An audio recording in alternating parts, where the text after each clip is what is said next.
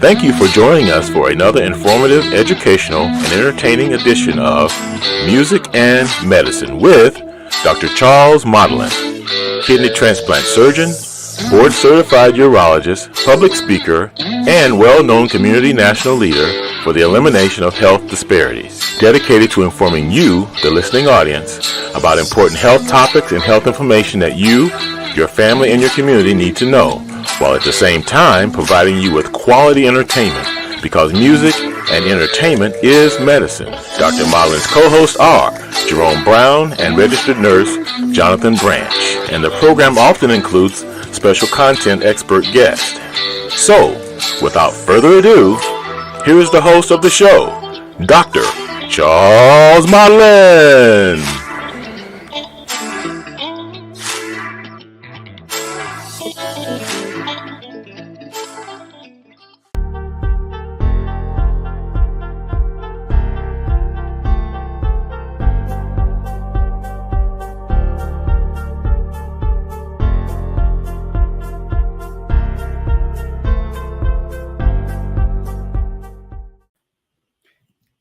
Hello, everybody out there in the listening audience. Thanks for joining us for another very informative episode of Music and Medicine. This is the show where we talk about serious health matters that especially are pertinent and relevant, especially to communities of color, people of color.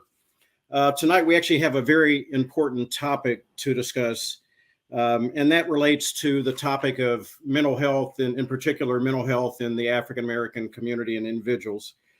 We have a very important content expert with us this evening, Mr. Archie Green. We're going to bring him on in a second. He actually is the support and education coordinator for the organization here in Cleveland. NAMI, it's the National Alliance of Mental Illness. It's actually a national organization, but there is a very relevant and very active chapter here in Cleveland, and Archie, Mr. Green, is doing remarkable work with that organization. We're going to bring him on. We're going to hear about the work that he and his colleagues in NAMI are doing. It turns out, actually, Archie is not only our content expert, he's actually our musical guest. He is a rapper, he's a songwriter, a producer, entertainer, so we're going to be entertained by Archie as well. Before we get started, I want to remind the listening audience about the book that I wrote. It's a mentorship, career success navigation book that I highly recommend to individuals. You know, the school opening of the school season is just right around the corner. I know my daughter's going back to college at Haverford in the next, I think next week, I believe. But my book, it's on Amazon, Barnes and Noble. It's called It Isn't Difficult to Do It If You Know How to Do It. And again, I highly recommend this book for any students who are aspirational, who have goals that they want to achieve. The title, It Isn't Difficult to Do It If You Know How to Do It, it actually says it all.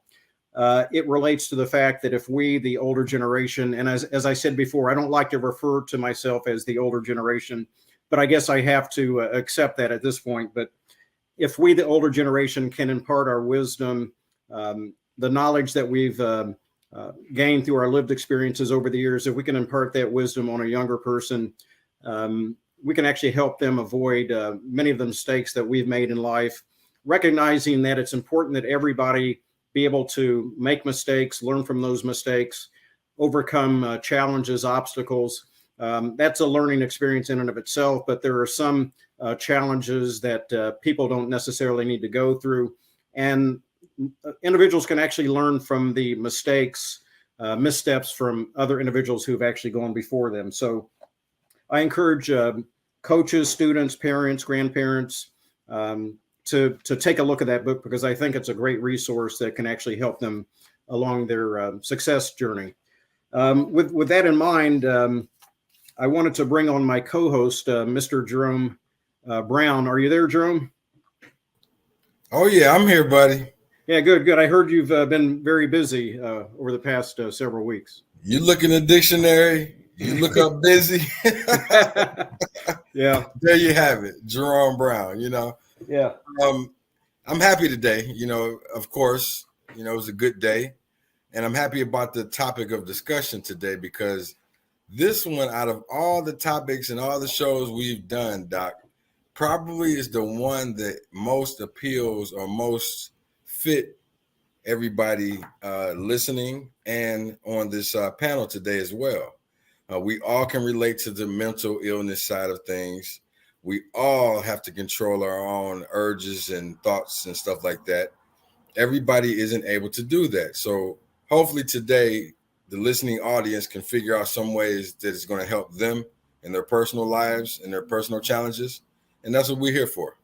And you know, Jerome, I can attest, I wanted to and I think I mentioned this before, I always gain valuable information from your insight on these topics. You're very knowledgeable. You have a lot of lived experiences. And so I really value your input, and we're looking forward to what you have to say. I think, you know, one challenge that a lot of us have, a lot of individuals out there, there's a lot of, these are difficult times in which we're going through. Indeed. And I think a lot of times it's very important for us to have hobbies, things that we can do to help us escape the realities of life. In a sense, I know you do a lot of fishing. This is just a harvest, one day's harvest from my tomatoes that I've been growing. I like BLT sandwiches, right? Okay. I need a couple of them tomatoes for my BLT. You know what I mean? Yeah. Yeah. So yeah, we're gonna hook up, and I'm gonna give you these. All right, that'll work. Absolutely. So I know you have Pat. You're very active in your pastime of fishing. I know you're an avid fisher. You know, Doc. Us as men, if you want to say it, sometimes we need a break too. You know what I mean? Mm-hmm. So fishing is just one of my outlets. I have a whole bunch of different stuff that I do to make sure that if I'm going to do for everybody, I must take care of myself and I must be happy. If I'm not happy, then when I do the work for others or my regular line of work, then it won't be as authentic, right, shall I say, you know? So I make sure I take care of myself, which I encourage everybody. Don't ever be too busy to not take care of yourself and make yourself happy. Nobody else makes you happy. You make you happy. That's very profound, and that's great advice. So, you know, as I said, we're gonna have Archie Green on. He's with the National Alliance for mental illness, and I actually recommend that everybody go to their website, NAMI Greater Cleveland. It's such a great resource, and there's so much information in terms of how individuals can get access to support services that they know. But I wanted to read a little bit about what they talk about on their website regarding Black African-American mental health. So just give me a minute here to read this, because I think it's very important. Then we're going to bring our guest on. So it says, what happens at the intersection of mental health and one's experience as a member of the Black community? While the experience of being Black in America varies tremendously, there are shared cultural factors that play a role in helping define mental health and supporting well-being, resiliency, and healing. Parts of this shared cultural experience, family connections, values, expression through spirituality or music, reliance on community and religious networks are enriching and can be great sources of strength and support. However, another part of this shared experience, being subject to racism, discrimination, and inequality, can significantly affect a person's mental health. Being treated or perceived as less than because of the color of your skin can be stressful and even traumatizing. Additionally, members of the Black community face structural challenges assessing the care and treatment that they need. And so they go on to talk about how African Americans have twice the incidence of mental health concerns, higher rates of anxiety, stress, depression. It says, despite the needs, only 1 in 3 Black adults with mental illness received treatment. And so there are a lot of disparities. A lot of the disparities are related to social determinants of health. In 2020, 10.4% of Black adults in the United States had no form of health insurance. If you don't have health insurance, oftentimes it's difficult to not only access your physical health needs, but your mental health needs. And, you know, on top of that, there's some also issues in the Black community around stigmatization, around mental health, provider bias, inequality of care that many people of color receive. And so, I mean, these are just some of the issues that, we're going to talk about, and as to why, it's very important for the Black community to understand the importance of looking at and addressing one's mental health. So with that in mind, can we bring, Mr. Archie Green to the stage? Hello, hello. Hello, you guys hello. Hear me? Oh yeah, very much so. Yeah, thanks for joining us. Yeah, I'm here for having me. Yeah, we're here with Jerome Brown, our co-host, and we're really honored to have you there. And I heard some really great insight from Jerome just in talking about the importance for us as men to take breaks too. Fishing. I never took up fishing. That's something I'm gonna have to give a try, Jerome. Well, fishing is about feeding your family. Got it. If the worst case scenario, everything goes haywire. Got it. Go get us something to eat. You know what I mean? That's the real. first. And then I like water. So water is energy. Light is energy, water is energy, wind is energy. So you get all of those elements. And if you know how to channel your energy beyond this earth, you can dial in on some of that stuff there, because it's far out, man. Man, nobody has ever broken down fishing like that. You made me want to go fishing now. Yeah, it's therapeutic, bro. Yeah, I could tell. Yeah. I could tell.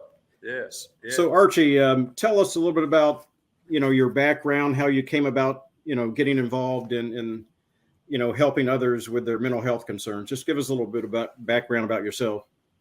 Sure. So my story, as far as my background in mental health, started with my own lived experience. I had been experiencing depression for most of my life, undiagnosed. I didn't know it. I didn't know what depression was. I grew up in Cleveland by way of a small suburban town, Chagrin Falls. So I grew up, it's a predominantly white neighborhood. So, I was a token Black kid growing up, experienced a lot of racism, a lot of bias. Eventually I transferred to a more diverse suburb called Solon, where I ended up graduating from. But even there, when I first got there, I experienced being ostracized by other Black kids. I was finally in a situation where it's like, okay, I'm finally around kids that look like me, but they're like, oh, why you talk white? Why are you so articulate? And all these different things. And so that was when I was first really confronted with depression in terms of, and I just want to say now, like some of the things I'm going to share for the viewers, I just want to issue it may trigger you. So if you have to walk away or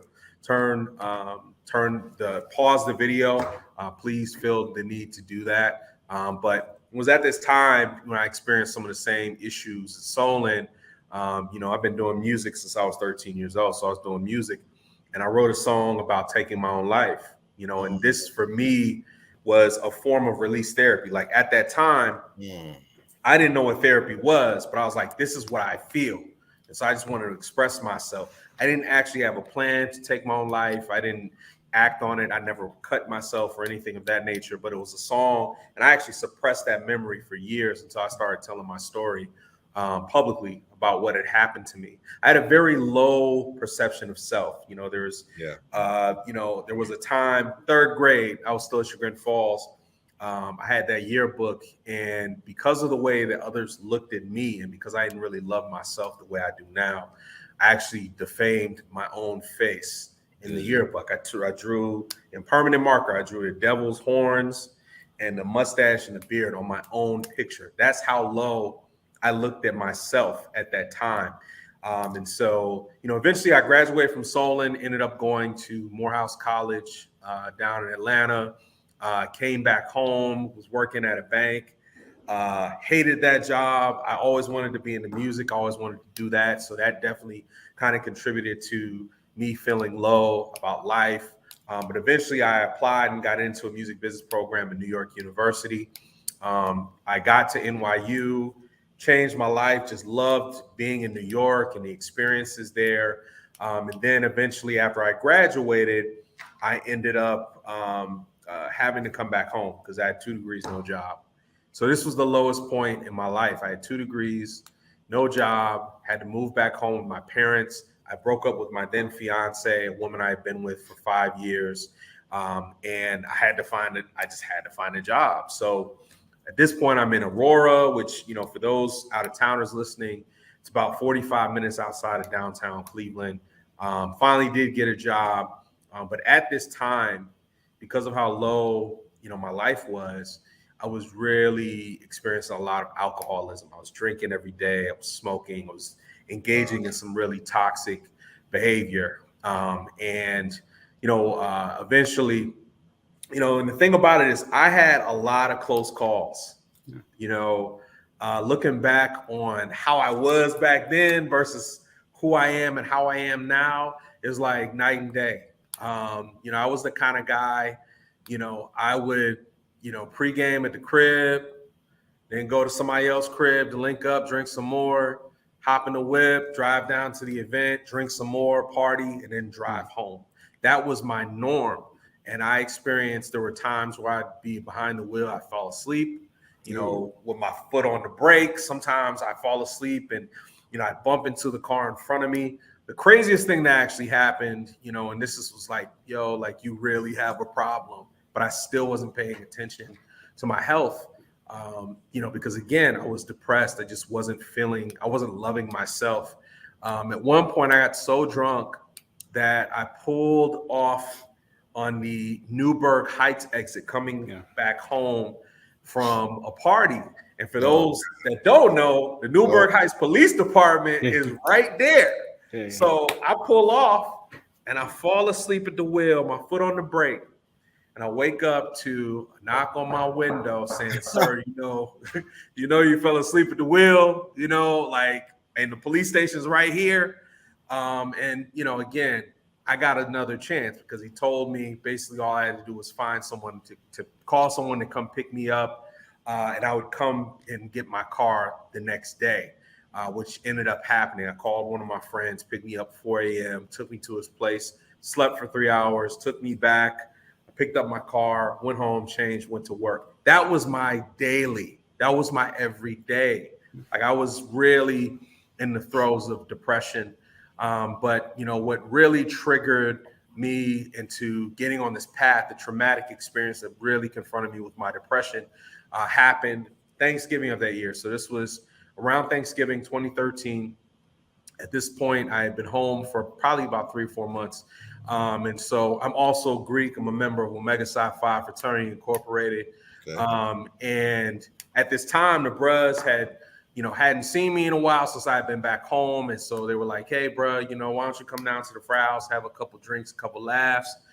So I came down to the frat house and, we have a liquor license, but, it is a frat house. So, when the bros is pouring up, you know what I'm saying? So I drank a lot. I drank far beyond what I should have. The first sign that there was serious issues was when I was backing out of the driveway, I backed into another brother's car, boy. So that was a sign like, this brother should not be driving. But because everybody was so lit, I ended up, pulling off. And on my way home, again, I'm driving towards Aurora from Cleveland. It's on 152nd St. Clair to Aurora. So I was about to hit 271 and I got pulled over. Somebody had called because I was swerving. I failed the field sobriety test, blew well above the limit. And I was placed in handcuffs and taken to jail. And, it was the worst night of my life.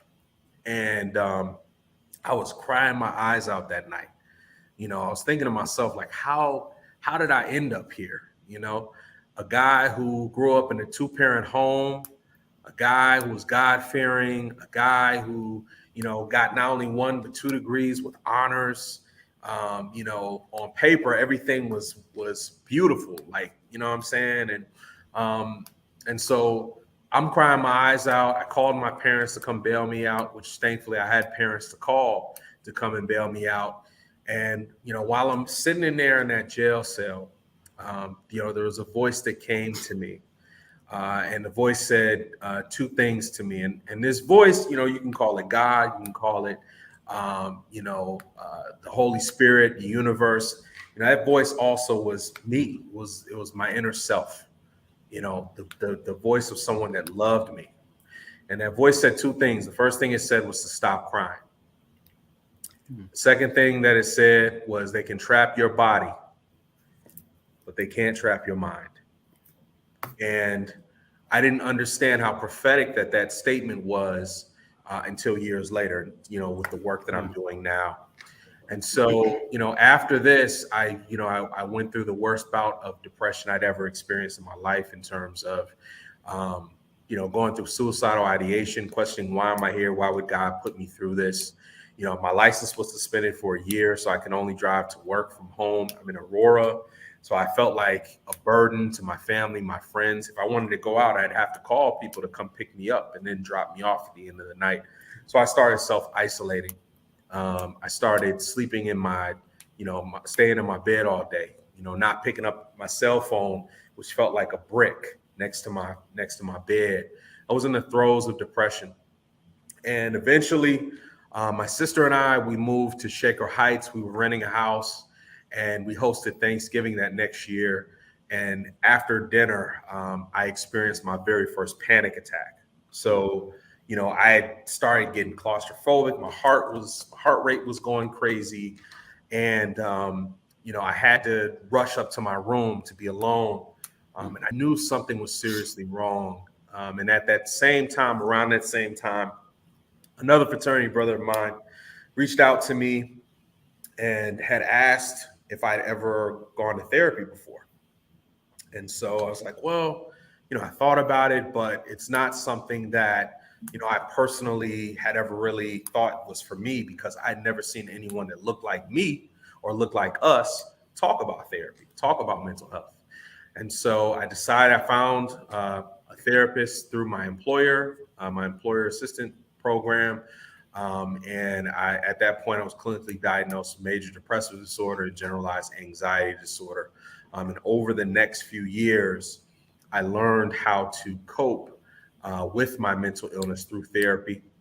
And after learning how to cope, I started, feeling like myself again.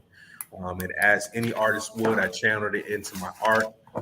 And I wrote a song called Layers about my experience going to therapy, specifically from the experience of a Black male, specifically from the experience of a rapper. The song went viral and inspired me to start, doing this type of advocacy work in the community, specifically for the Black and Brown community. So I started my organization, Peeled Them Layers back around that time. This was 2016. Our mission is to educate, equip, and empower Black men and boys with the tools to live a mentally healthy life through hip hop culture. And so we were doing concerts, we were doing panel discussions, workshops, and we continue to grow with our non-conventional approach to mental health. And eventually I caught wind of NAMI National, and once I found out about our Cleveland affiliate, I was like, man, more people here that look like me need to know about NAMI, need to know about the resources that NAMI provides. And so the first thing that we did in 2020, my organization partnered with NAMI Greater Cleveland. We did a program called The Root of It All. It was virtual. It was like a virtual conference, concert. So there's performances. There were also speakers that spoke on mental health and, getting to the root of certain trauma. And then shortly thereafter, I found out that there was a position for a support and education coordinator that was open. And I wanted to really, get in on the ground floor and learn more about, the type of work that NAMI does, as well as advocate within the organization. And so I joined the organization February of last year. And as support and education coordinator, I'm responsible for producing educational programs, as well as facilitating support groups for community members here in Greater Cleveland. That's quite a remarkable story. And I'm going to tell you, you need to put that into a book form. That is a remarkable story. That would probably be a little bit more interesting even than my book. I have to say, it's very moving. I could listen to you all day. Thank you. It's very, that very was moving. wild. That was wild, man. You're blessed to be able to even. Sometimes I look at it like this: some people don't even have the awareness to even realize that there is a problem. Those are the people that really, really need the help because they don't even know how to figure it out. You were blessed with at least the awareness to be able to say, "Hey, let me figure this out here." And with that, God looks out for you, man. It's an outstanding comeback for real.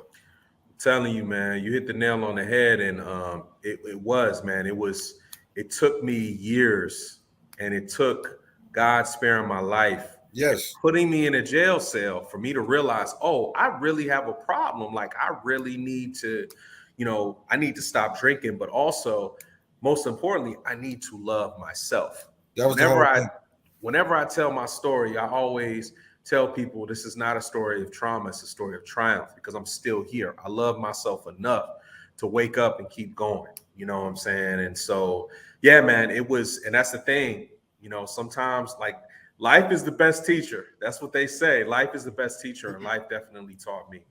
Yeah. But I'll say also somebody who has been through it, such as yourself. I mean, you've experienced all this, and you have even a greater potential than a physician, perhaps even a psychiatrist, behavioral health, or mental health, trained psychiatrist or psychologist, to be able to have a positive impact and be influential in terms of encouraging others to address their own mental health concerns or to admit, like Jerome said, to admit that they have a problem. Yes.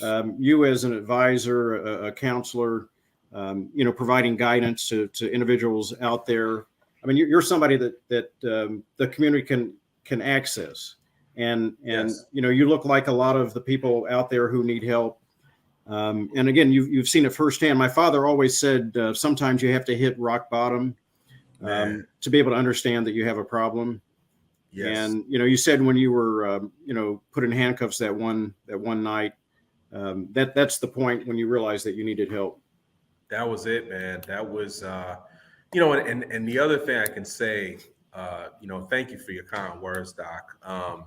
The thing I can say is that is primarily, my approach to mental health awareness and advocacy is I don't want to look like I'm not speaking for the people and I'm not connected to the people that I serve, and there are so many Black men just like me that have gone through these type of experiences or even worse, that feel alone and that feel like, or that feel like mental health is not for them, right? And so, because there's not enough Black men that speak publicly about mental health. There's definitely been an uptick over the past 5-6 years, but it's still not totally normalized. And so, like, I made a declaration that whatever room I walk into, whatever conversations that I have with people, I'm just going to be myself. I'm going to be authentically myself. And I love hip hop. Hip hop is everything to me. And so I'm going to live that wherever I am. And that's what really helps me to connect with people. And so, with that in mind, I'll just say one thing, the leading cause of death in individuals ages 15 to 45 now is fentanyl overdosage. And so it's even getting more dangerous out there, more so than just, alcohol or alcoholism, which is very dangerous in and of itself. But it's also magnified now by a lot of these designer drugs that are out there in the streets. Yeah.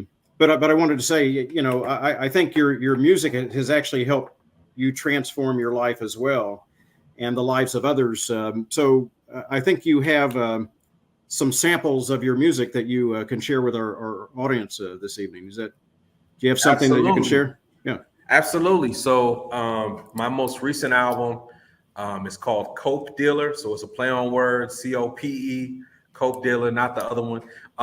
And it came out last July. So we just celebrated our first year anniversary. And, the song really, or the whole album delves into the experiences that we as Black men experience as far as trauma, depression, anxiety, as well as songs of aspiration, fatherhood, relationship goals, things of that nature. But I'm also a firm believer that, you really can do anything that you put your mind to.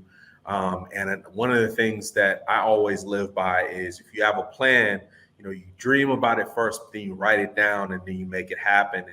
And the sample of the song excerpt that I wanted to bring to you guys is a song called "Write It Down." So let's hear it. Let's hear it. Right.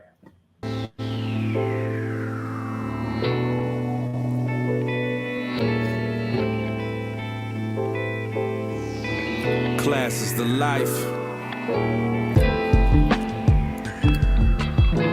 Write it down.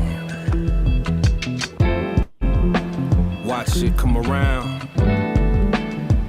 What you know about dreams? What you know about it? Couldn't picture an ill life fulfilled without them. Only reason I still write to build a palace. My art is more than some still life. I'm moving mountains. Stuck in my youth, I guess I found a fountain. Chasing dreams, any means, you can call him Malcolm. He was born in the land, raised in the falls. A black sheep amongst wolves, but he's standing tall. Remember Michael Jackson posters on the wall. Moonwalking every wooden floor up in the halls. Audition talent shows, waiting for the calls. Nerves going hammer pants, had me by the balls. Began rapping so the beats never had a pause. All our hearts beating, but some of us don't have a pulse. Took the blinders off, amazing grace. God done signed my name in a major way. Write it down, write it down, write it down, write it down, write it down, write it down, write it down, write it down. Now watch it come around.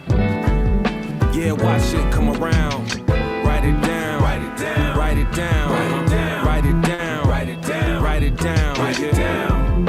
Now watch it come around. Yeah, man. Okay. You're Write muted, it down. Doc. You're muted. Okay, yeah, thank you. So yeah, no, I was just saying that's fantastic. Makes you want to move. It's got a great Yes. beat. Thank you. So Appreciate that. When I operate in the operating room, I love to listen to music. That's something I can listen to. Oh man, Yeah. That's a good soundtrack for you. Yeah. Next time you're in the operating room, that's a good soundtrack right Yeah. there. So where can we get that? Where can your audience pick that up? So the Cope Dealer that album is available on all streaming services. So you can find it on Spotify, Tidal, Apple Music, on SoundCloud. And that song is called Write It Down. The whole project, like I said before, it serves as not just a project to listen to where you learn about, or you hear from the different experiences that we as Black men face in terms of the trauma, depression, but also how to cope with that, how to work through those things through this song. And it actually, served as a backdrop for a program that my nonprofit just launched with the same name, the Cope Dealer Initiative. Jerome, this guy's brilliant. Oh yeah. He's brilliant. You know what I like? You represent the kid that's in the suburb, the African American kid that's in the suburb that doesn't have anybody. Currently, there's kids just like you, young Archies, that are sitting in their room right now. They're facing racism. They're facing being judged from their own peers that's there. So it's like, it's great to see a success story come up out of that situation. I'm not quite at that situation, but it's kind of similar because I did go to Bedford. I did go to Maple, but my stint up there was very short, But so I do understand, and I thank you for, like I said, pulling yourself out of that, because we hear the other story, and the other story is posted on the remembrance page. That's the other story. You have a puddle of water, pile of gold. You was able to come from that puddle to achieve the pot of gold, which is life, and to love yourself. So shout out to you, man. Man, thank you for saying that. It's funny. One of my first rap names was Burbs because I was from the suburbs. Exactly. And eventually I decided to just go by my government name. But you're absolutely right, man. And that was when I first started rapping. that was one of the biggest, chips on my shoulder, was because I wasn't, at that time I started rapping. Granted, I've been rapping over 20 years. At that time, it was like you weren't hearing about any rappers from the suburbs. If you ain't had no street cred, if you hadn't, been in the street, it was like, and then when Kanye came out, then it was like, okay, like I can actually rap from my perspective, and kind of be myself, in this thing. And, but yeah, man, I try my best to be a reflection, and, the whole gamut, man. I was a Jack and Jill kid, all of that. Like I grew up, upper middle class, everything. But at the same time, I experienced real trauma, in where I grew up too. Jerome, you brought something up very, very important. Yeah. That I've noticed, and oftentimes these black kids, brown kids out in the burbs it's the falsehood is that a lot of people think that they don't have any needs, that they're rich, they're wealthy, they have everything, all the needs, they're not going hungry. There are a lot of, and again, rightly so, there are a lot of foundations that want to focus in on just, the inner city kids, or predominantly the inner city kids. But we have to stop and realize there are black and brown kids out there in the suburbs, both male and females, that have been forgotten. They have needs also. Yes, you can't just assume that they're wealthy and being taken care of, because that's not the case. I want you guys to envision something. You have a brick apartment building in the projects. You have a child in the room, okay? In the room, all right? You have a $500,000 home in Solon, okay? It looks beautiful outside. But if you zero in, there's still a child in the same type of room. Once you close that door to that room, that child is isolated in both situations. That's where the mental problem is, because once that door is closed, he or she tunes into what's on TV, what the game is. It doesn't matter what's outside. Johnny out in Solon don't know that his house has a $25,000 roof on it. It doesn't matter to him. He is in his room. And if you don't make that household healthy, that room can be his tomb in a sense, So yeah, much. And a lot of times, like Archie said, I mean, you're made to believe that you're an oddball. Not a lot of people, look like you who are around you, and that can affect your self-esteem, makes you start doubting yourself, not loving yourself, hating yourself. Yeah. And that's a vicious spiral. It's very difficult how to climb out of it. And to that point, Archie, I know that you've developed a specific 8-week program where you're addressing a lot of these mental health needs of especially black boys. Can you tell us a little bit about that particular program? Sure. Yeah. So the album Coke Dealer actually is the foundational piece for a 10-week program of the same name, Coke Dealer Initiative. We launched it in November of last year. We ended up partnering with Theodore Roosevelt High School in Kent, Ohio, where we got 8 young men, black males, to participate in this program. And over the course of the 10 weeks, we had 2 different types of sessions with them. One that would happen during the school day, where they would meet with a Coke Dealer facilitator.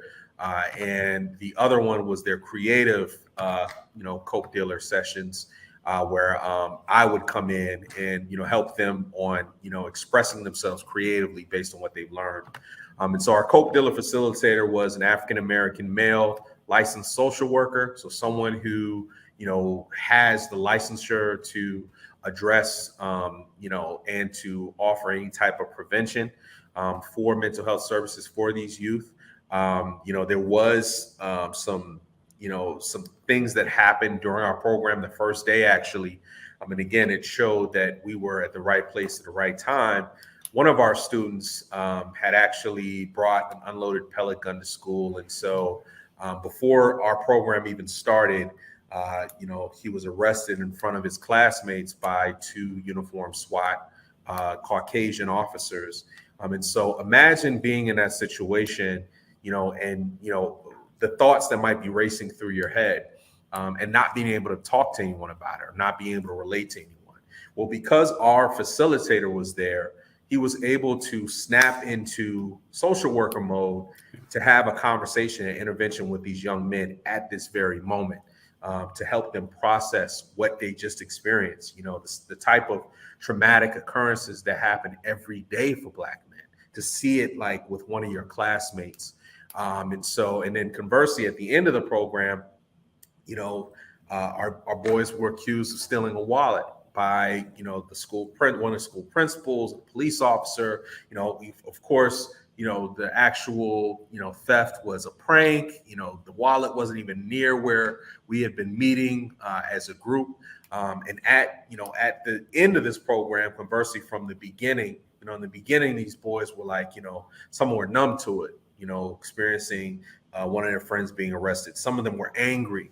And at the end, you know, the way they addressed the police officer, you know, saying that they didn't feel served or protected, they were very diplomatic about their approach, respectful with their approach. And when our facilitator asked them, you know, how you guys feeling? How are we feeling about everything? They said, you know, we really believe we handled it better this time than the last time. So this program not only, you know, helps these young men through coping with anxiety, coping with depression, offering practical coping mechanisms through this core curriculum. You know, we also address dismantling white supremacy and preach the importance of self-love and looking at yourself as a king. And so, you know, we're respectful to whoever we talk to, and understand when things are wrong, when a police officer is in the wrong, to respectfully tell him so. And so we're training these young men on how to protect themselves from all of the things bearing down on them from our culture, from social media, you know, the constant, you know, scrolling a timeline and seeing Black men killed or Black men arrested, you know, looking like we're inferior to everyone, when in reality we're kings. You know, and we are worthy of praise, and we're worthy of doing great things, and we can do great things through God who strengthens us. So, you know, that's really what, you know, it started with just an idea. I had been working on the album, and I was like, man, this album can be used for like a class. I mean, you're starting to hear more and more about hip hop artists and hip hop catalogs being taught at Harvard or different colleges. And I was like, man, this could be like a course that could be offered in schools across the nation,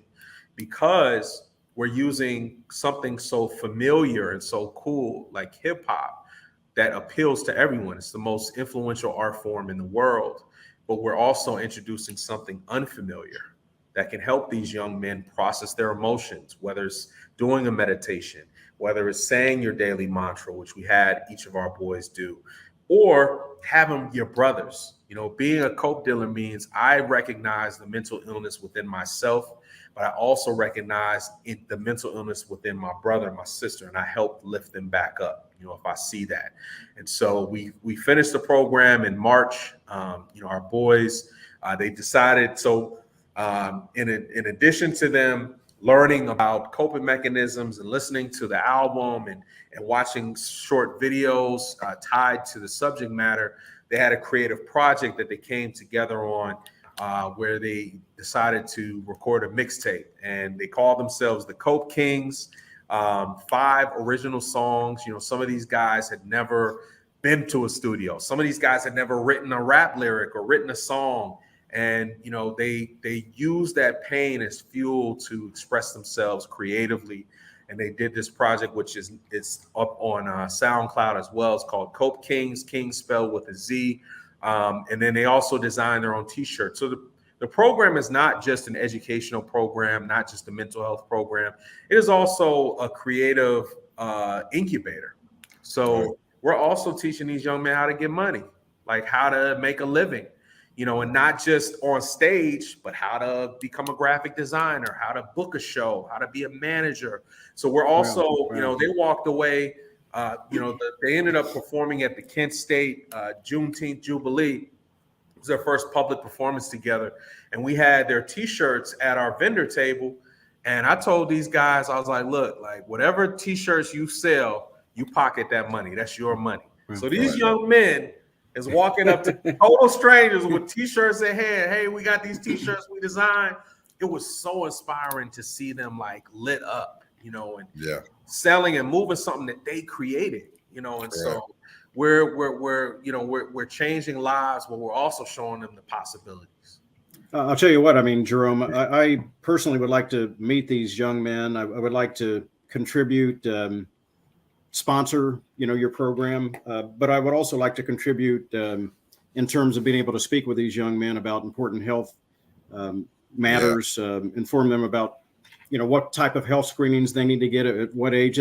We have to start educating these young men at early ages so that when they reach a certain age, they're going to know at what age they need to get screened for prostate cancer, at what age they're at most risk for developing testicular cancer, and need to be performing that self-testicular examination. They're going to know about what is a normal blood pressure. I mean, these are all very important things. And you're teaching them about the importance of stress reduction and how to mitigate that. And, you know, we all know that long-term stress, anxiety, depression can actually translate into physical manifestations of disease. So, you know, I'm going to be a supporter of your program. I'd like to participate any way I can. I would actually like to encourage the listening audience out there. We're going to rebroadcast this. It's going to be up on Facebook Live, LinkedIn Live, YouTube Live. But I would encourage you out there in the listening audience to encourage your network, your colleagues, your friends, your families to find this program even after it's broadcast live. Click on it because there's so much important information to connect that actually is transforming. You're transforming the lives of these people that you're laying hands on. You actually found your mission in life, and not everybody has an opportunity to do that. This is your calling. This is your calling, and I really appreciate you know what you're doing. So I think you have another piece of music that we might be able to hear. Is that right? Sure. Yeah. So this is actually, and thank you again, you know, Dr. Modlin, Jerome, for having me on the show. You know, it's an honor. You're a legend. You're a Cleveland legend. So to be on this forum with you, to have this conversation, is an honor to be here. So I'm grateful. But yeah, this next song, it's actually a music video. The song is called Precious Metal. And, you know, the concept behind the song, you know, it's primarily tied to dismantling white supremacy, precious metal being, you know, the precious cargo, the precious metal that our ancestors were when we were, you know, wrongfully taken from our homes and brought here to this country, and how we continue to be mistreated in this country. And when I wrote this song, when I put this video together, this wasn't really for us and us speaking for, you know, for Black folk. This was for so-called allies. This was written around the time where the Black Lives Matter thing was happening. You saw more and more companies and, you know, and white friends that would, you know, say Black Lives Matter and get the bumper stickers and all of that. And it's like, you know, this was like, if you're truly an ally, you know, then when we're not around, when we're not in the room, are you still saying Black Lives Matter? Are you still calling out any type of racist rhetoric or anything that might be out there? And so this song is basically about the continued injustice for our Black brothers and sisters, and praying for you know, a solution. But we can't just do it on our own. We need our allies to help us out. So this is called Precious Metal. Thank you.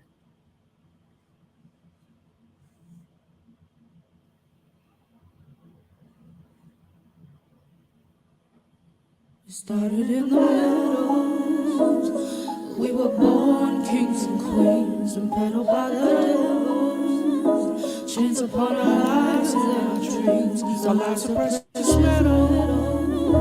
Look at all the joy we bring. Now we're in the middle. Don't own a damn thing. Seems all he own is sorrow. No brighter tomorrows. All he wants is to own a piece of pieces borrowed. You know the story. Black boy shot, either killed by vigilantes or even worse, cops. Petition for arrest, finally brought to trial. Conviction overruled. We live in denial. Sometimes I wonder why we even protest. Our black so beautiful, porcelain grotesque.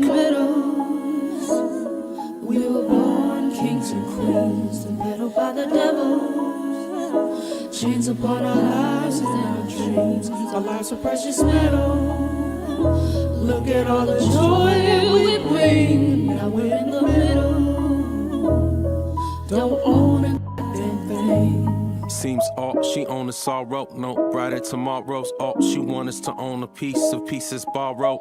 You know the story. Black girl shot, either killed by vigilantes or even worse, cops. Petition for arrest, no sign of a trial. Criminal act overlooked, we live in denial.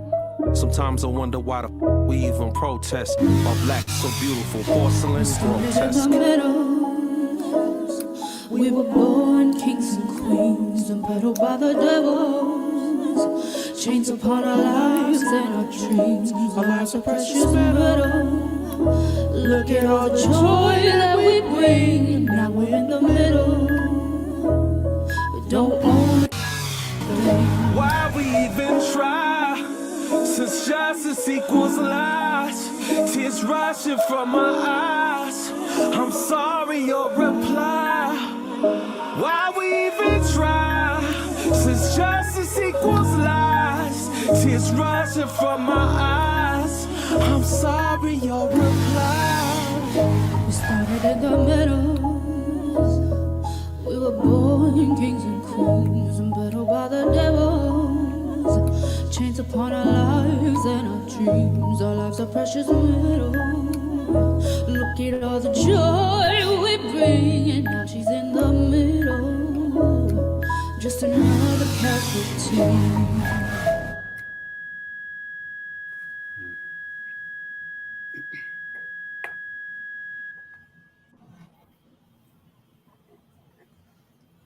Wow. Yeah. That's a lot. We are today, you guys. That's where we are. Yeah. So, you know. Yes. Thank you, Archie Green, for making a difference in the lives of countless numbers of individuals that you touch on a daily basis, and the people who are going to see actually this broadcast. I mean, thanks for opening up, your story, your background. I know in many respects that may be difficult to tell, your story. You've been through a lot, but you've been resilient. And you talked about how the hand of the Holy Spirit and God actually, helped lift you up. What are your final thoughts, Jerome? This has been remarkable. Well, I thank you for not giving up. You could have gave up. You could have said, I can't do this. I thank you for continuing to make sure that you're healthy mentally, which was important. You can't help anybody else if you're not stable yourself. Otherwise, you'll give them bad information. So you got to be doing something right, bro. And that's God protecting you for the rest of your journey because you've chosen to do those right things, because it doesn't have to go this way. There's another option, and I don't think we want to deal with that other side of, So you continue what you're doing, man. It's very impressive, and I thank you for coming on this very important music and medicine. Yeah. Thank you guys so much. The last thing I just really quick wanted to say was, what I experienced, what I went through is more common than people think. Like exactly. There's so many, every single person has their own story, has their own testimony. And the main thing, again, that I want to reiterate is whatever trauma you're going through is triumph, because if you're listening to this right now, that means you love yourself enough to still be here. So be encouraged. It's not struggle, it's success. And remember, the most important person that you need to love first is yourself. We all have to remember that. Thank you very much. I think we should end it on that note, because that's bottom line, bro. Absolutely. So before we end, Jerome, I want to recognize K-Hawk 2 Productions, Russell Johnson. Yeah, Russell Johnson behind the scenes. Shout out to Russ. I have to give a shout out to NYU. I did my internship and residency at NYU, so we have that in common as well. All right. Yeah, shout out to the Omegas. They've invited me with open arms several times. to speak, to the Omegas, great group of guys. I really appreciate them. Shout out to the Brass. And, with that in mind, we'd like to have you back sometime also, Archie. Absolutely. You just say when. I'm there. Okay. So thanks everybody for joining us. Again, it's been a very special episode of Music and Medicine, and stay tuned for the next rendition. So thanks for having us, and to your homes. Thank you. Nice. Thank you. Blessings.